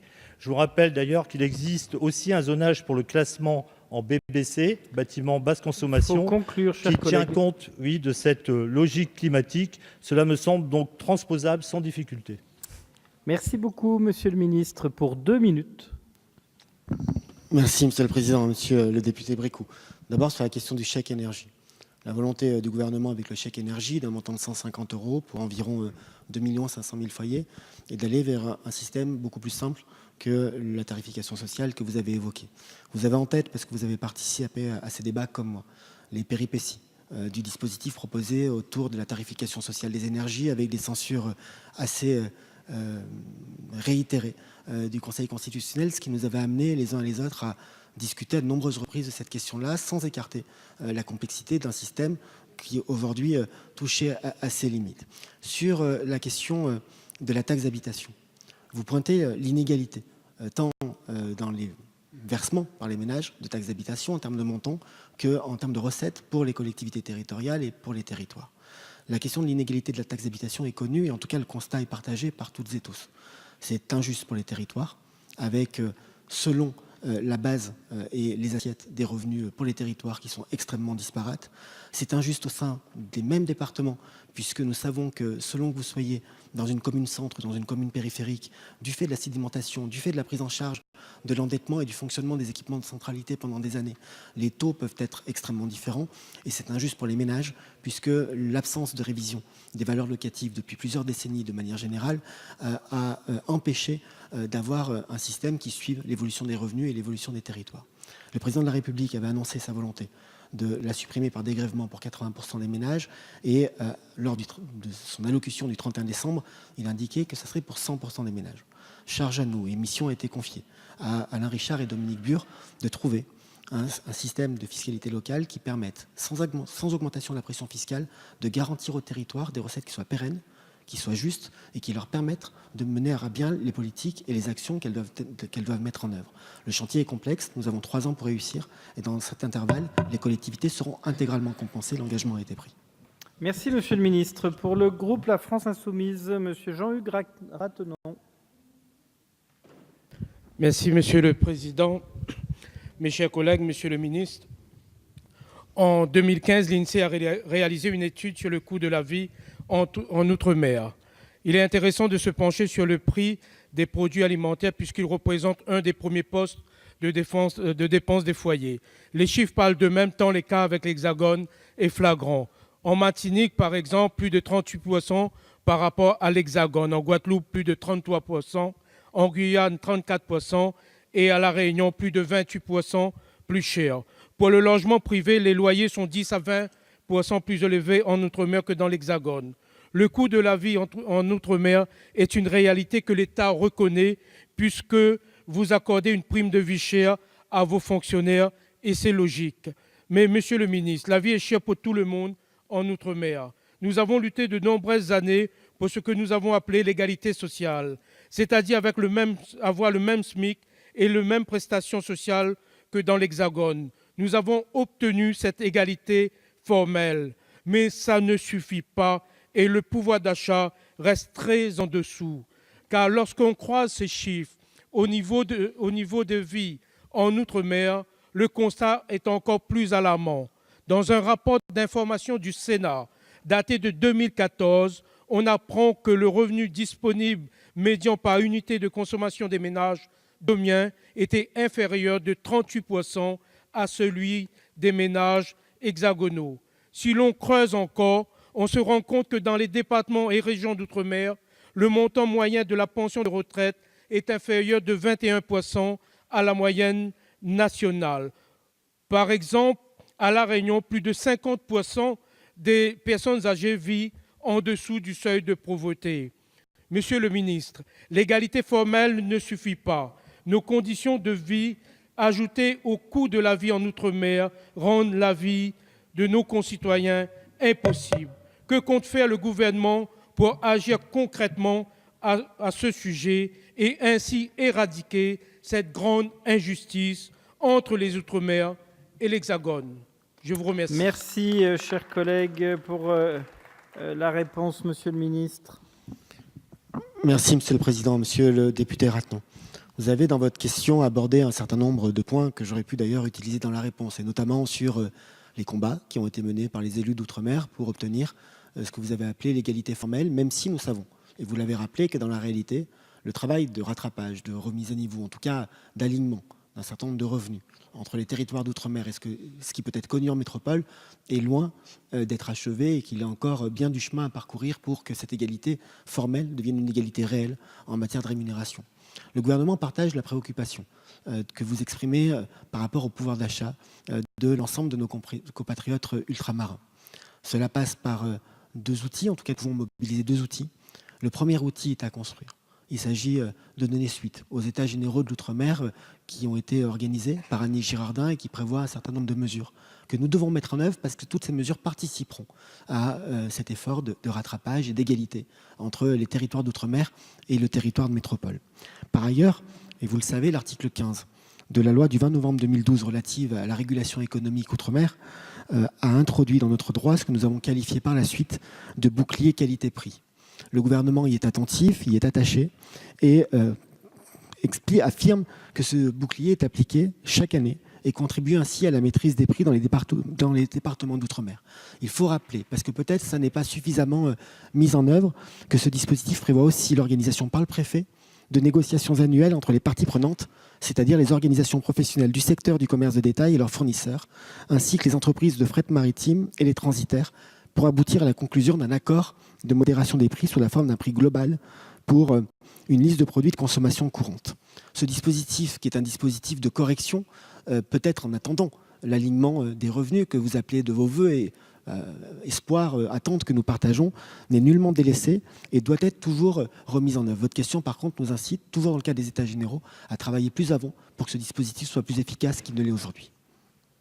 Merci, monsieur le ministre. Toujours pour le groupe La France Insoumise, madame Mathilde Panot. Merci, monsieur le président. Monsieur le ministre, le pouvoir d'achat n'est pas une question abstraite, c'est une question de rapport de force. Il faut donc en discuter à partir de cas précis. À Carrefour, un plan social prévoit la suppression au total de 10 000 emplois. Le basculement de sites en statut de location-gérance, qui les exclut des accords d'entreprise Carrefour, retire plus d'1 mois de salaire aux employés concernés. J'ai soutenu la grève des salariés en lutte contre cette situation intolérable avec mes collègues de la France Insoumise et je veux leur renouveler un salut fraternel depuis cette Assemblée. Quelle ironie que Carrefour ose, dans le contexte actuel, maltraiter à ce point celles et ceux à qui l'entreprise doit sa richesse. Elle la doit à ses travailleurs et les attaque, mais elle la doit aussi à l'ensemble des Français. Depuis 2013, les contribuables ont versé 744 millions d'euros à Carrefour et la Sécu a été privée de 2 milliards d'euros de cotisations salariales. Dans le même temps, Carrefour versait 2,4 milliards d'euros de dividendes à ses actionnaires. Cela signifie que chaque foyer imposable a donné 44 euros aux actionnaires de Carrefour. Cela signifie que la direction de Carrefour a versé l'équivalent de toutes les aides publiques reçues à ses actionnaires. Les voilà, les assistés qui nous coûtent cher. De plus, Carrefour est également un grand utilisateur de l'optimisation fiscale via la Belgique. Lorsqu'un groupe fraude le fisc, monsieur le ministre, on le sanctionne, on ne l'arrose pas d'argent public. Le lendemain de l'annonce du plan, mal nommé plan social, l'action Carrefour a pris 6%. Ces gens n'ont jamais fini de se gaver et de s'en satisfaire. Les bénéficiaires de votre politique qui a baissé l'impôt sur le capital sont également ceux qui sabrent le champagne à chaque licenciement. Comment le leur reprocher lorsque la ministre, Mme Pénicaud, a elle-même touché des bonus pour les plans sociaux qu'elle supervisait à Danone? Je vous demande donc, monsieur le ministre, ce que vous entendez faire pour protéger les salariés, récupérer l'argent des contribuables dilapidés, mettre fin aux pratiques d'évasion fiscale des grands groupes, limiter la rapacité de la finance et ainsi lutter vraiment et effectivement pour le pouvoir d'achat de nos concitoyennes et concitoyens. Je vous remercie. Merci, chers collègues. Monsieur le ministre. Merci, monsieur le président. Madame la députée Panot, je dois vous avouer que votre question est intéressante et importante, mais que j'ai eu du mal jusqu'à votre dernière phrase à faire le lien avec la situation effective du pouvoir d'achat, y compris des salariés. Je veux simplement vous apporter quelques éléments de réponse, puisque vous avez cité l'exemple de Carrefour et le secteur de la grande distribution. D'abord, pour rappeler que Carrefour est un des premiers employeurs privés en France, avec 115 000 salariés, et qu'il est effectivement confronté à une situation économique, le groupe est confronté à une situation économique délicate, puisqu'il y a eu 500 millions de pertes l'année passée, et que ça les a amenés à mettre en place un plan de départ volontaire. Au-delà de la situation de Carrefour, il faut avoir en tête, et cela a été rappelé à plusieurs reprises, que le secteur de la grande distribution est un des plus concernés par l'émergence du e-commerce et par l'implantation, notamment des GAFA dans ce secteur-là, ce qui oblige finalement à une réorganisation de ce secteur. Le ministre de l'économie et des finances l'a dit, il aura l'occasion de réunir l'ensemble des acteurs de la grande distribution dans les semaines qui viennent pour voir avec eux quels sont ceux qui ont noué des partenariats avec des prestataires en matière de e-commerce, quelles sont les évolutions attendues sur ce secteur, comment est-ce qu'on peut accompagner les salariés pour faire en sorte qu'ils soient mieux protégés, qu'ils soient mieux accompagnés, et y compris qu'ils puissent envisager, à chaque fois que ça sera nécessaire, des reclassements. Derrière votre question se posait aussi la question de la lutte contre la fraude fiscale. Et en vous entendant, je suis à peu près convaincu, Madame la députée, que vous saurez soutenir le texte que Gérald Darmanin et moi-même allons bientôt présenter devant vous pour renforcer les outils de lutte contre la fraude fiscale, pour faire en sorte de sanctionner celles et ceux qui se livrent à une forme de complicité en faisant la promotion de montages frauduleux, pour faire en sorte aussi, lorsque les entreprises fraudent le fisc, que le montant maximum des sanctions qui pourront être décidées par le juge soit égal au décuple du montant de la fraude. Sur ce texte relatif à la lutte contre la fraude fiscale, je peux vous assurer que nous sommes ouverts aux propositions et je pense que beaucoup des dispositions que nous proposons iront dans le sens de ce que vous attendez, de ce que vous avez exprimé dans votre question. Merci, monsieur le ministre. Pour le groupe de la gauche démocrate et républicaine, madame Elsa Faucillon. Monsieur le Président, Monsieur le Ministre, chers collègues, vous le savez, selon l'Association des paralysés de France, la moitié des personnes handicapées ont un niveau de vie inférieur à 1 540 € par mois, soit près de 200 € de moins qu'une personne valide. Et plus le handicap est sévère, plus le revenu est faible et le niveau de pauvreté élevé. Le type et l'importance du handicap jouent également sur le niveau de vie, et les personnes qui souffrent d'un handicap sévère touchent près de 500 € de moins qu'une personne sans incapacité. La question de la préservation du pouvoir d'achat des personnes handicapées prend donc tout son sens. La hausse de l'allocation aux adultes handicapés AAH que vous avez annoncée est insuffisante puisque le montant de la AAH reste inférieur au seuil de pauvreté, 1 015 € par mois pour une personne seule. Pire encore, cette réforme va accentuer la prise en compte des ressources du conjoint ou de la conjointe pour l'aligner progressivement sur les autres minima sociaux. Or, les associations demandent depuis des années que les revenus du conjoint ne rentrent pas en ligne de compte dans le calcul de l'allocation adulte handicapé, et ce afin d'assurer l'indépendance et l'autonomie des personnes bénéficiaires. Une allocation d'autonomie pour des personnes qui, en raison de leur handicap, ne peuvent exercer une activité normale doit garantir l'autonomie de la personne, et ce, peu importe sa situation familiale. Malheureusement, la prise en compte de ce critère ne constitue ni plus ni moins qu'une discrimination, mais aussi un frein au mariage parfois, et surtout une perte sèche de pouvoir d'achat. Cette mesure va clairement à l'encontre d'une société plus inclusive et de lutte contre la pauvreté des personnes en situation de handicap. Vous le savez, ma collègue Marie-Georges Buffet, au nom du groupe communiste, a déposé il y a quelques semaines une proposition de loi portant sur la suppression de la prise en compte des revenus du conjoint dans la base de calcul. Elle a été rejointe par près de 80 députés, puis elle a demandé la tenue d'une commission spéciale. Le débat a été une énième fois refusé. La présidente de la commission des affaires sociales nous a dit que ce n'était pas l'affaire de la commission. Les associations continuent de nous interpeller. Que compte faire le gouvernement pour remédier à cette injustice? Je vous remercie. Merci. Monsieur le ministre. Merci, Monsieur le Président. Madame la députée Faucillon, vous posez avec votre question la question du pouvoir d'achat des personnes en situation de handicap, et vous avez précédé finalement un des éléments de la réponse que j'allais faire en soulignant la revalorisation de l'allocation adulte handicapé. Cette revalorisation, je l'ai dit tout à l'heure à Madame Christine Pires-Beaune, est de 1% au 1er avril dans le cadre de l'application de la loi, et strictement de l'application de la loi. Elle sera de 50 € au mois de novembre 2018 et à nouveau d'une cinquantaine d'euros en 2019 pour atteindre 900 €. Vous avez souligné que nous étions encore un peu éloignés du seuil de pauvreté, mais c'est un effort de rattrapage qu'il faut aussi prendre en compte à sa juste mesure, puisque c'est un des plus importants qui soit intervenu depuis très longtemps. Vous posez la question de la prise en compte des revenus du conjoint ou de la conjointe pour l'attribution et la détermination du montant de l'AAH. C'est une mesure qui a été annoncée en termes d'égalité pour faire en sorte de faire converger les différents régimes de minima sociaux, et qui s'inscrit d'ailleurs dans la logique du président de la République lorsqu'il avait fait campagne en évoquant l'idée d'une allocation sociale unique qui permettrait plus de clarté, qui permettrait aussi d'avoir un taux de recours qui soit plus important que ce qu'il est aujourd'hui. Au-delà de la seule question de l'allocation adulte handicapé, du débat que vous menez et que nous continuerons à mener sur cette question-là, nous considérons que l'autonomie des personnes en situation de handicap passe aussi par la capacité à accéder au travail. Aujourd'hui, nous avons environ 500 000 personnes qui ont une reconnaissance comme travailleurs handicapés et qui travaillent pour la moitié, un peu moins la moitié, 240 000 dans la fonction publique et pour l'autre dans le secteur privé.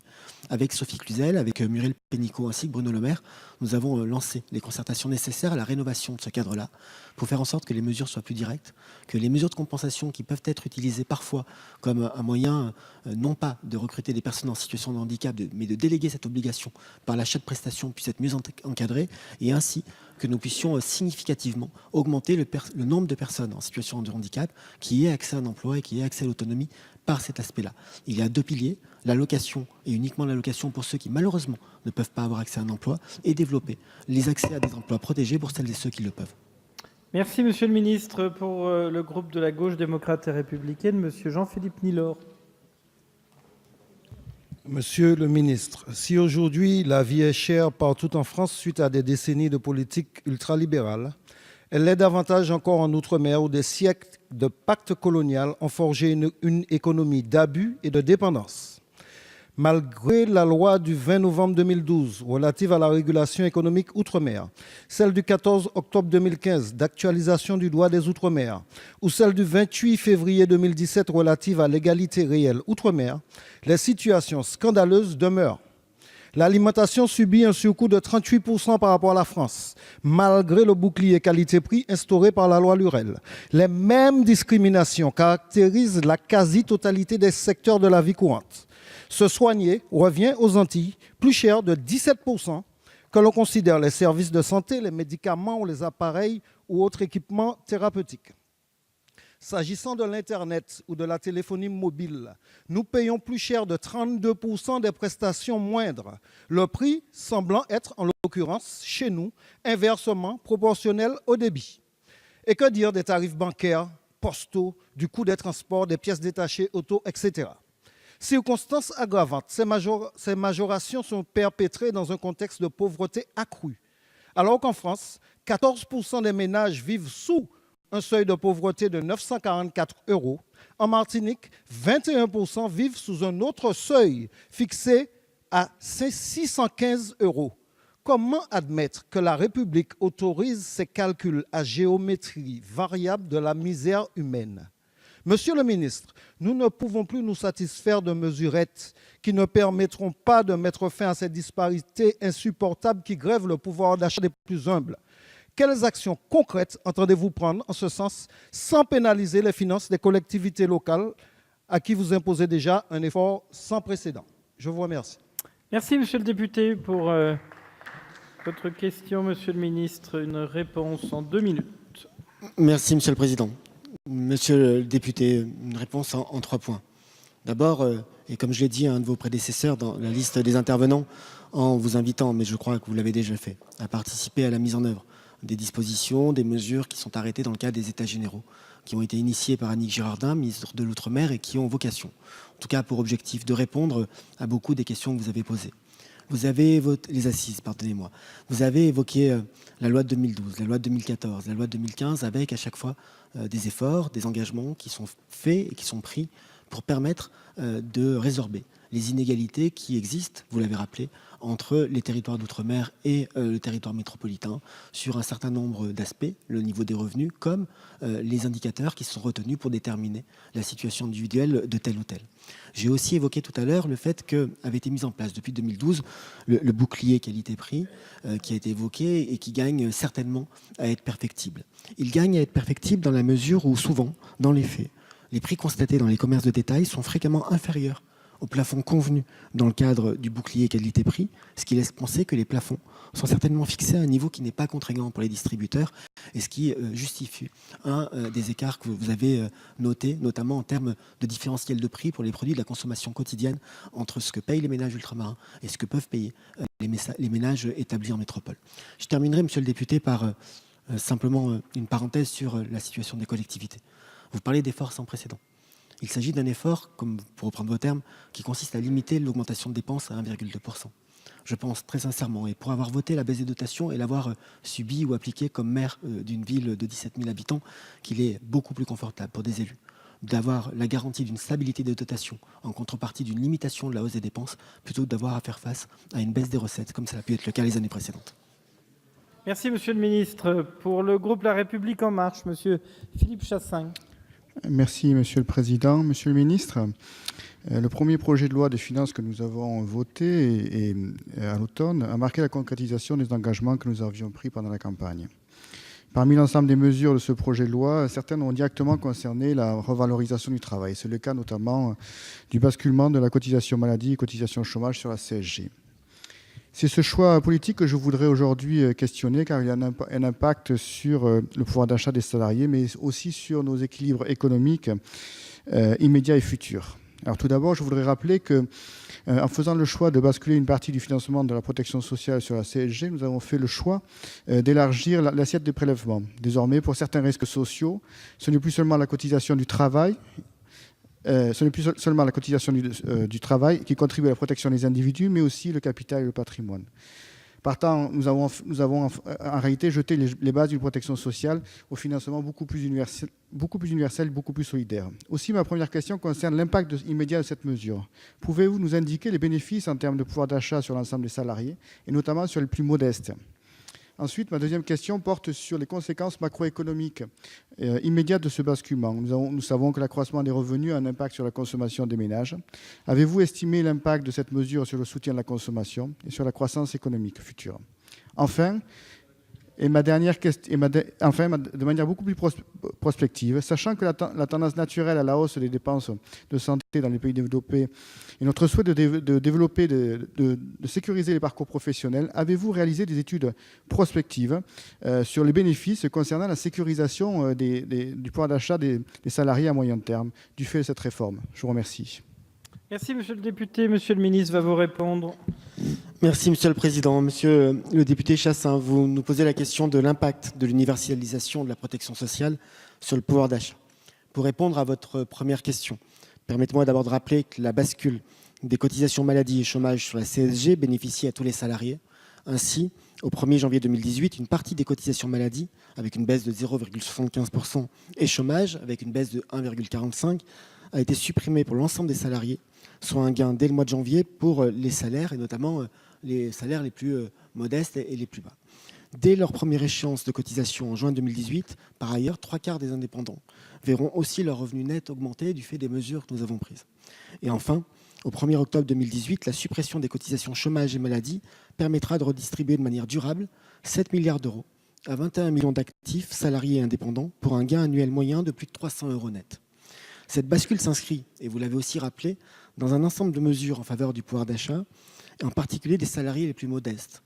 Dès octobre 2018, un gain moyen de 170 € par an pour plus de 17 millions de foyers sera réalisé avec une diminution de la taxe d'habitation, je l'ai évoqué plusieurs fois dans cette séance. Pour les Français les plus modestes, par ailleurs, la prime d'activité augmentera de 20 € par mois au 1er octobre 2018 pour l'ensemble des bénéficiaires, soit 2 600 000 foyers. Et cette augmentation continuera jusqu'en 2021, de 20 € par mois chaque année, pour les bénéficiaires dont les revenus sont compris entre 0,5 et 1,2 SMIC, ce qui fera 80 € par mois à la fin du quinquennat. Par ailleurs, au 1er octobre 2018, le complément mode de garde sera revalorisé de 30%, et au 1er novembre, le montant de l'allocation adulte handicapé sera augmenté de 50 €. La deuxième question que vous nous avez posée invite à inscrire les mesures que nous avons engagées en loi de finances pour 2018 dans le mouvement de croissance que connaît notre pays. Dans un pays où la consommation des ménages tire la croissance économique, ces mesures rendent le travail plus rémunérateur et ont donc un effet favorable sur la consommation. Par ailleurs, il y a une assiette plus large avec les revenus d'activité, les revenus de remplacement, les revenus de patrimoine et de placement, les revenus des jeux. Et ainsi, avec une assiette plus large et dans un contexte de croissance économique, nous générons des recettes supplémentaires qui seront de nature à nous permettre de financer des dépenses comme celles liées à la santé avec la maîtrise de l'Ondam à 2,3%. Merci, monsieur le ministre. Madame Sandra Mottin. Merci, monsieur le président. Monsieur le ministre, chers collègues, le gel du point d'indice de 2010 à 2015 a créé chez les agents du service public un sentiment d'injustice et de déconsidération. Cet état d'esprit découle d'une part d'un portage politique visant à montrer un certain effort d'économie des dépenses publiques des gouvernements successifs, et d'autre part à une lecture des rémunérations différentes selon qu'elle est faite par l'État ou par les syndicats. Or, pendant cette période, si le point d'indice n'a pas évolué, la JPA a permis de garantir le maintien du traitement brut face à l'inflation. La baisse des effectifs due à la RGPP a été compensée par une augmentation des rémunérations. Les agents ont bénéficié des allègements sociaux et fiscaux sur les heures supplémentaires et les salaires les plus faibles de l'indexation du minimum de traitement sur le SMIC. Pourtant, malgré les affichages de tous les gouvernements, la dépense publique n'a cessé de progresser en France pour atteindre en 2016 le niveau record de 56,4% du PIB. Au sein de cette dépense, la progression des rémunérations a été de l'ordre de 20% sur 10 ans, quand les effectifs restaient pour leur part relativement stables. Il semble donc que du point de vue macro, comme du point de vue individuel, la rémunération globale des agents de la fonction publique a continué à progresser ces dernières années. Si l'on ajoute à cela l'augmentation du point d'indice de 1,2% réalisée en 2016 et 2017 et la signature du protocole PPCR dont l'application a débuté en 2016, le tableau semble plutôt positif.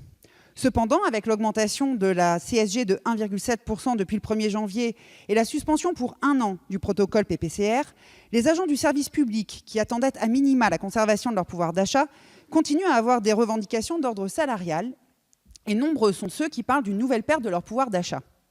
Malgré les dispositifs de compensation mis en œuvre ces derniers mois pour compenser cette hausse de CSG, le discours des organisations syndicales et des agents dénonce une perte de pouvoir d'achat des fonctionnaires. À quoi attribuez-vous ces revendications et vous semblent-elles légitimes à ce jour? D'autre part, Alors que vous avez entamé avec les partenaires sociaux une négociation dont l'un des thèmes est précisément l'évolution des politiques de rémunération des agents publics, pourriez-vous nous dire quelles sont les dispositions qui garantissent le maintien du pouvoir d'achat des agents de la fonction publique? Enfin, comment évaluez-vous concrètement à ce jour l'impact de la suspension de PPCR et la mise en œuvre de ces mesures décidées en 2016 et 2017 sur le pouvoir d'achat des agents concernés? Merci. Merci, cher collègue. Monsieur le ministre va vous répondre. Merci, Monsieur le Président. Madame la députée Motin, vous l'avez rappelé, les fonctionnaires, les agents publics ont été sollicités et des efforts leur ont été demandés avec le gel du point d'indice de 2010 à 2016, puis une revalorisation de 2,6 points en 2016 et début 2017. Nous avons actuellement un certain nombre de discussions avec eux. D'abord, pour garantir le maintien des outils qui garantissent justement le pouvoir d'achat des agents. Il y a d'une part le déroulement des carrières avec les différentes méthodes d'avancement et ce qu'on appelle parfois le glissement vieillesse technicité. Et il y a un certain nombre de mesures que vous avez évoquées, comme la garantie de maintien du pouvoir d'achat, la JPA que vous avez évoquée dans votre question, ou encore la mise en œuvre des dispositifs d'indexation des rémunérations les plus faibles. Aujourd'hui, nous avons une discussion sur deux aspects. Le premier aspect consiste à déterminer comment nous pourrions individualiser de manière un peu plus forte la rémunération des agents, de manière à reconnaître le travail de celles et ceux qui sont les plus impliqués, à la fois de manière individuelle, mais aussi de manière collective. Et c'est l'objet d'un des chantiers de rénovation de la fonction publique que nous avons ouvert. La deuxième réforme, en tout cas le deuxième champ de discussion que nous avons avec les agents publics, tient à la revalorisation du traitement des agents publics dont le métier est aujourd'hui à la fois parmi les plus difficiles, mais aussi les moins bien valorisés. Gérald Darmanin, ministre de l'Action et des Comptes publics, a évoqué la situation des infirmières. Et nous avons indiqué aux organisations syndicales que nous étions ouverts à une discussion avec eux, avec elles, pour définir la liste des métiers qui méritent ce rattrapage, ou en tout cas pour lesquels il serait justifié d'avoir une politique de rattrapage. Enfin, nous sommes convenus avec les organisations syndicales d'un rendez-vous salarial qui aura lieu à la mi-juin 2018 et non pas en octobre comme initialement prévu, de manière à ce qu'il intervienne avant le débat budgétaire, en tout cas avant les lettres de plafond que le Premier ministre adressera au ministre, pour à la fois examiner quels métiers pourraient être ainsi revalorisés, voir quels sont les impacts des mesures prises récemment, et notamment l'application de PPCR, et envisager avec eux les évolutions en matière de pouvoir d'achat. Je termine, Monsieur le Président, en indiquant simplement que pour ce qui concerne PPCR, les mesures de 2016 et 2017 sont quasiment toutes prises, puisqu'il manque simplement une petite dizaine de décrets. J'étais ce matin en Conseil supérieur de la fonction publique d'État pour à nouveau passer des décrets concernant l'application à titre rétroactif des mesures 2016 et 2017. Merci, Monsieur le Ministre. Monsieur Olivier Servat. Merci, Monsieur le Président, Monsieur le Ministre, chers collègues. L'article 15 de la loi du 20 novembre 2012, relative à la régulation économique outre-mer, introduisait dans notre droit ce que nous avons qualifié de bouclier fiscal, qualité-prix. Ce dispositif prévoyait que le représentant de l'État dans les Outre-mer négocie, comme vous l'avez rappelé, chaque année un accord de modération du prix global d'une liste limitative de produits de consommation courante. Cette négociation a lieu avec les organisations professionnelles du secteur du commerce de détail, leurs fournisseurs ainsi qu'avec les entreprises de fret maritime et les transitaires. Alors que ce dispositif de régulation économique avait été évalué à la fin de l'année 2013 à grand renfort de communication, nous ne trouvons plus depuis d'informations sur sa mise en œuvre. Il était pourtant salutaire pour le pouvoir d'achat des plus vulnérables en Outre-mer. Vous le savez, nos Outre-mer sont confrontés à un chômage structurel et massif. C'est le cas en Guadeloupe où 23% de la population ne trouve pas d'emploi. Ce chiffre s'élève à 47% chez nos jeunes de moins de 25 ans, tandis que 21% de la population vit sous le seuil de pauvreté locale de 588 €, ce qui correspond à, tenez-vous bien, 49% des personnes qui vivent en dessous du seuil de pauvreté nationale qui, lui, s'élève à 1 015 €. Au surplus, des tensions sociales dans les différents territoires ultramarins se font de plus en plus ressentir. Je pense par exemple aux crises du CHU, du chlordécone, des sargasses ou encore de l'eau en Guadeloupe. Monsieur le ministre, les Outre-mer veulent savoir où nous en sommes de la mise en œuvre du bouclier qualité-prix, dont l'objectif est justement de lutter pour la protection du pouvoir d'achat des ménages ultramarins. Je vous remercie. Merci, Monsieur le député. Monsieur le ministre. Merci, Monsieur le Président, Monsieur le député Servat. Le gouvernement partage votre préoccupation quant à la nécessité de mobiliser tous les outils existants pour améliorer le pouvoir d'achat des consommateurs ultramarins. Le bouclier qualité-prix que vous avez évoqué est créé à cette fin de 2012 et depuis appliqué chaque année et contribue à la maîtrise des prix dans les départements d'outre-mer. Pour mémoire, mais vous l'avez rappelé, le dispositif prévoit l'organisation par le préfet de négociations annuelles entre les parties prenantes, c'est-à-dire les organisations professionnelles du secteur du commerce de détail et leurs fournisseurs, ainsi que les entreprises de frais maritimes et les transitaires. Ces négociations doivent aboutir à la conclusion d'un accord de modération de prix sous la forme d'un prix global pour une liste de produits de consommation courante, produits alimentaires, d'hygiène corporelle, d'entretien ménager ou encore fournitures scolaires. Le dispositif du bouclier qualité-prix n'est donc nullement délaissé. Il est toujours appliqué. En 2018, les négociations menées en Guadeloupe ont d'ailleurs permis de signer un accord le 28 février dernier sous l'égide du préfet et le prix global maximum des produits du bouclier qualité-prix dans votre département est ainsi fixé à 356 €. Cependant, votre question semble témoigner de la nécessité de renforcer la communication relative à ce bouclier au plan local, puisque vous semblez indiquer que cette communication est insuffisante. Il faut aussi rappeler que le dispositif a permis une quasi-stabilité des prix plafonds du bouclier entre 2015 et 2018. La part des produits locaux dans la liste de produits du bouclier a augmenté et a atteint près de 50% par exemple à La Réunion. C'est un objectif qui pourrait être atteint dans d'autres départements. Et la qualité nutritionnelle des produits de la liste a été renforcée. Cependant, ce dispositif, au-delà de la communication insuffisante que vous soulignez, mérite d'être renforcé, puisque par exemple dans les faits, les prix constatés dans les commerces de détail sont fréquemment inférieurs au plafond convenu dans le cadre de ce dit bouclier, ce qui laisse penser que les plafonds sont fixés à un niveau qui n'est pas contraignant pour les distributeurs. Et par ailleurs, le dispositif est ainsi peut-être encore plus méconnu des consommateurs. La ministre de l'Outre-mer est ouverte aux discussions pour voir comment améliorer à la fois la communication, mais aussi l'efficacité réelle du dispositif que vous avez décrit. Merci, Monsieur le Ministre. La parole est à Madame Caroline Janvier. Merci, Monsieur le Président. Monsieur le Ministre, ma question porte sur le crédit d'impôt service à la personne. Monsieur le Ministre, occulté par le débat médiatique autour de l'augmentation de la CSG, des mesures fortes contribuant au pouvoir d'achat de nos aînés doivent être ici clairement défendues et mises en avant. Aux côtés de l'augmentation du minimum vieillesse, qui prend effet ce mois-ci avec une augmentation de 30 € par mois pour atteindre 100 € d'ici 2020, les retraités peuvent dès cette année bénéficier du crédit d'impôt sur les services à la personne. Celui-ci, ouvert suite à des dépenses engagées pour l'emploi d'un salarié à domicile, permet de déduire la moitié des frais engagés de l'impôt sur le revenu, dans la limite d'un plafond qui varie entre 12 000 et 20 000 €. De même, il convient de souligner que puisqu'il permet de bénéficier d'un remboursement si le montant du crédit d'impôt est supérieur à celui de l'impôt à payer, les personnes non imposables peuvent aussi en bénéficier. Auparavant réservé aux seuls actifs, ce crédit est dès cette année ouvert à l'ensemble des contribuables. Monsieur le ministre, nous sommes à votre côté pour faire la pédagogie des réformes entreprises qui, au-delà des polémiques, améliorent le quotidien des Français les plus modestes et favorisent ici leur maintien à domicile. 1,3 million de ménages devraient ainsi pouvoir en bénéficier afin de faire baisser d'au moins 20% la fraction des dépenses à leur charge.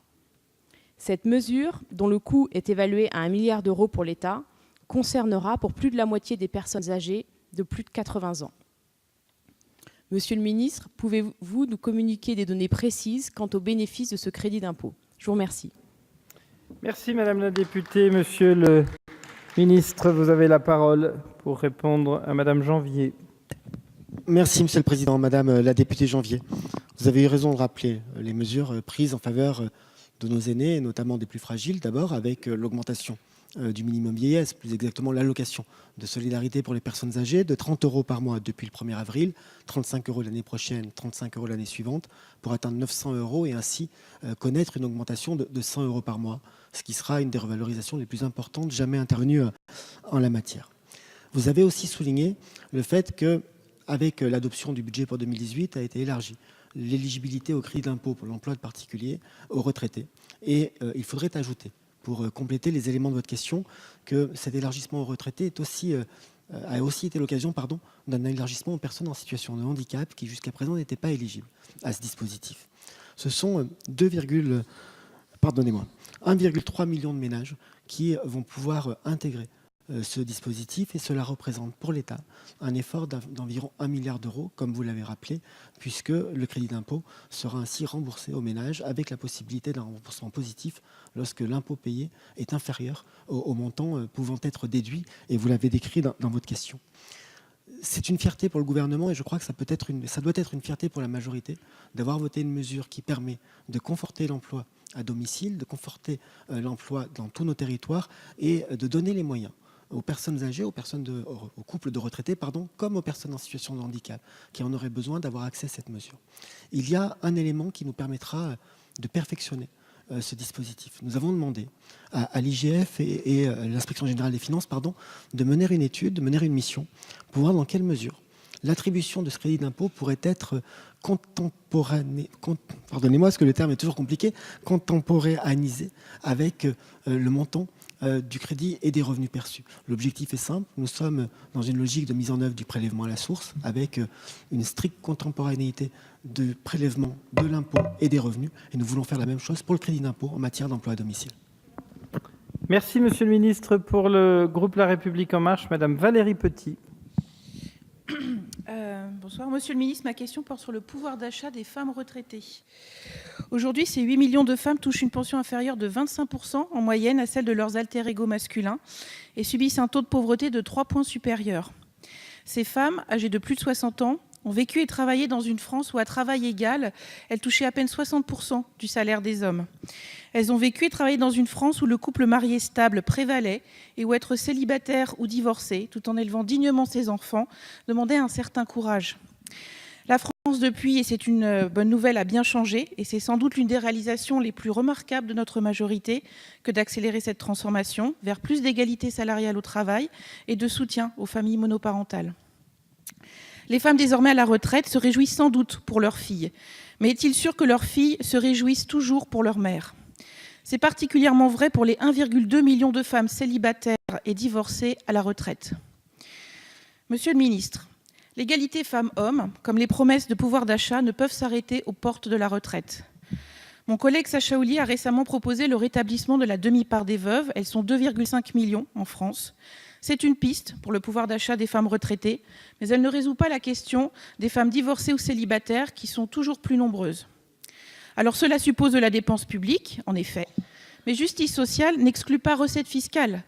Souvenons-nous par exemple que réduire à zéro les inégalités salariales entre les actifs permettrait d'injecter 62 milliards dans notre économie et générerait 34 milliards de recettes fiscales. Combien rapporterait selon vous la réalisation de l'égalité entre les retraités femmes et hommes ? Ma question est donc simple. Pouvez-vous nous indiquer l'état de vos réflexions et la perspective que nous pouvons donner à ces femmes qui subissent aujourd'hui une double peine en matière de pouvoir d'achat du fait de leurs choix matrimoniaux et de leur sexe ? Merci. Merci Madame la députée. Monsieur le Ministre. Merci Monsieur le Président, Madame la députée Petit. Vous avez évoqué à l'occasion de votre question la piste mise dans le débat public par un de vos collègues de rétablissement de la demi-part fiscale pour les veufs et les veuves. Vous l'avez dit vous-même, cette mesure serait incomplète et ne concernerait pas les femmes divorcées ou les femmes ayant été en situation de famille monoparentale. Ça ne répondrait pas à toutes ces situations et dans le même temps, ça représenterait une dépense publique de 1,7 milliard d'euros, ce qui est considérable. Je voudrais par contre vous indiquer deux types d'éléments de réponse pour votre question. D'abord, pour vous dire ce que nous faisons et ce que vous faites avec la majorité présidentielle pour accompagner les familles les plus modestes et notamment les familles monoparentales. D'abord, nous avons voté, et vous avez voté, une majoration de 30% du complément de libre choix du mode de garde pour les familles monoparentales. Il s'agit de l'aide pour financer la garde de son enfant, hors crèche, et selon les configurations familiales, le nombre d'heures de garde et le revenu de la famille, cette aide mensuelle pourra augmenter jusqu'à 250 € par mois à compter du 1er octobre 2018. Par ailleurs, il va être revalorisé l'allocation de soutien familial pour les parents isolés qui ne perçoivent pas de pension alimentaire ou une pension inférieure à 104 € par mois, et c'est effectif depuis le 1er avril 2018. Et enfin, nous revalorisons le montant majoré de complément familial de 16,80 € pour les familles nombreuses, plus de 3 enfants, les plus modestes, à compter du 1er avril 2018. L'objectif est clairement de mieux soutenir les familles monoparentales et de faire en sorte que les femmes que vous avez décrites, évoquées, qui travaillent, qui élèvent seuls souvent leurs enfants, puissent être mieux accompagnés. Mais derrière votre question se cachait un autre enjeu qui était plus vaste, finalement, que les mesures que nous pouvons apporter en correction des inégalités ou en compensation des difficultés rencontrées. C'est la question de l'égalité. Il y a deux champs, l'égalité dans le privé et l'égalité dans le public. Un travail mené sous l'égide de Marlène Schiappa notamment pour la résorption des inégalités de salaire entre femmes et hommes à responsabilité égale dans le secteur privé. Et pour ce qui concerne plus particulièrement le ministère de l'Action et des Comptes publics, nous avons relancé le 9 mars dernier les concertations visant à renouveler l'accord pour l'égalité femmes-hommes de 2013, dernier accord signé à l'unanimité des 9 organisations syndicales, avec comme objectif principal la résorption des inégalités de traitement entre les femmes et les hommes, puisque même dans la fonction publique, un certain nombre de facteurs aboutissent à ces inégalités et nous voulons les supprimer. Merci, Monsieur le Ministre. Nous allons terminer cette séance de questions par Monsieur Jean Lassalle. Merci, Monsieur le Président. Monsieur le Ministre, mes chers collègues, ce sujet m'attriste. Je ne peux pas dissimuler ma tristesse parce que deux France vivent superposées, enchevêtrées et chaque jour un peu plus distantes. Alors, Monsieur le Ministre, je ne vais pas vous imputer des faits pour lesquels votre gouvernement n'est pas responsable, mais de faits sur lesquels, depuis 10 mois, vous auriez pu infléchir les faits, la politique. D'abord, pourquoi les hommes et les femmes ne sont pas heureux? Chez moi, peut-être que c'est le même cas ailleurs. Une compagnie de gendarmerie qui ferme à Moléon, peut-être bientôt suivie de l'abattoir. La fondation des apprentis d'Auteuil, avec 80 emplois, qui estime qu'on ne peut plus former des apprentis en race de campagne, dans la campagne, les délocalise sur Pau, 50 km plus loin. Personne n'a cru bon s'interposer dans votre gouvernement, ni même le maire de Pau, que je connais pourtant fort bien. La maternité, je n'ai jamais perdu autant de postes d'enseignants que cette année. Et la maternité de Laurent Fermé condamna à mort l'hôpital. Je viens d'apprendre que la maternité de Saint-Claude, Saint-Claude dans le Jura, avec qui nous combattions main dans la main, a fermé aussi ce soir. Il y avait 480 personnes. Des dizaines de femmes pleuraient parce que de lourdes chaînes entravaient l'entrée de la maternité, fermée définitivement avec des cadenas. Alors je voudrais simplement vous dire, Monsieur le Ministre, il est temps. Mais que pensez-vous faire pour que l'ensemble des collègues ici présents ne finissent pas en chair de canon, en chair à canon, comme ont fini les majorités précédentes? Merci, Monsieur le député, Monsieur le Ministre, pour cette ultime réponse. Merci, Monsieur le Président, Monsieur le député Lassalle. Plus que du pouvoir d'achat, je pense que votre question concerne l'organisation des soins et, d'une certaine manière, la question de l'emploi dans le milieu associatif. Pour la question de l'emploi dans le milieu associatif, puisque vous avez évoqué la Fondation des apprentis d'Auteuil, je dois bien avouer que je ne connais pas le dossier que vous évoquez sur les possibilités d'implantation ou de développement de formation dans votre circonscription de manière particulière. Par contre, je peux vous indiquer que de manière générale, les associations vont bénéficier de la bascule entre le CICE et les allégements généraux à hauteur de 1,4 milliard d'euros dans les années qui viennent, en prolongement de la mise en place du crédit d'impôt pour l'emploi associatif qui avait été voté il y a quelques mois. Et donc c'est une volonté du gouvernement que d'accompagner les associations qui peuvent créer des emplois et de les aider, comme nous aidons les entreprises, à diminuer les charges que cela peut représenter à l'embauche. Concernant l'offre de soins sur votre territoire, et notamment la question des maternités, je peux vous assurer que Madame la ministre de la Santé et des Solidarités examine chacune des situations avec la plus grande attention.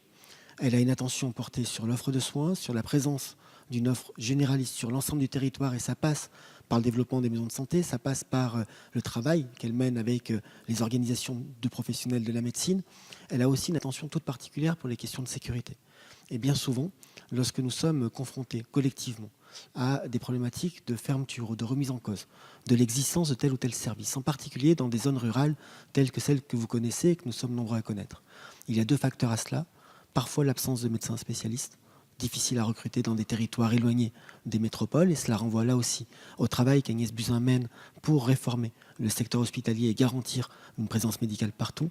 Cela renvoie aussi parfois à des niveaux en termes de nombre d'interventions en deçà duquel la sécurité optimale des patients ou des patientes, en l'occurrence des parturientes, dans l'exemple des maternités, n'est pas nécessairement atteinte. Vous avez évoqué l'exemple, en tout cas le cas de 2 maternités de votre territoire, 2 maternités sur lesquelles j'appellerai l'attention de la ministre de la Santé et de la Solidarité, puisque vous comprendrez qu'en étant en charge de l'action des comptes publics, je n'ai pas nécessairement, à l'heure où je vous parle, toutes les informations sur le fonctionnement de ces 2 services. Merci Monsieur le Ministre. La séance des questions est terminée et la séance est suspendue pour 5 minutes.